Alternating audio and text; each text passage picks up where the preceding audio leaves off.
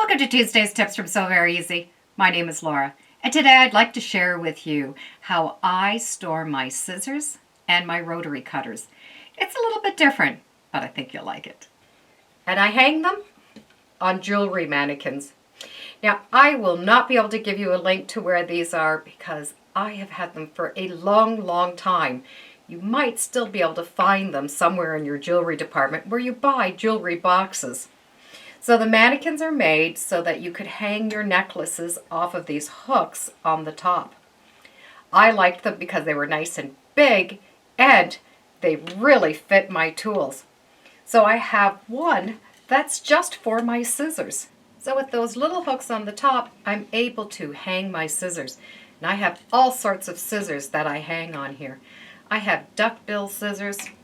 I have tiny little snips. Pinking shears.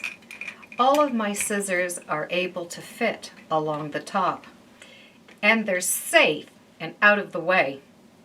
And my rotary blades are the same. I have one that has a pinking shear on it because I do use the pinking shear often. And I have different size rotary cutters as I need them. I even have one that cuts with the left hand or the right hand. And I'm able to keep other little things. I have some tape, and this is made to mark your rulers with. And to keep the bottoms heavier than the top so that they don't tip over, I glued on these clay pot holders.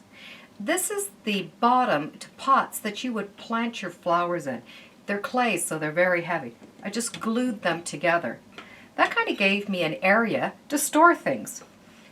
I have my eyeglass cleaner, some little rulers, even some buttons, and well, you can't have a sewing room without chocolate.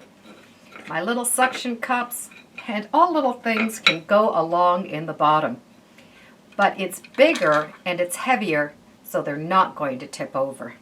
It's a lot of fun to see different things that you can use in your house and bring them into the sewing room.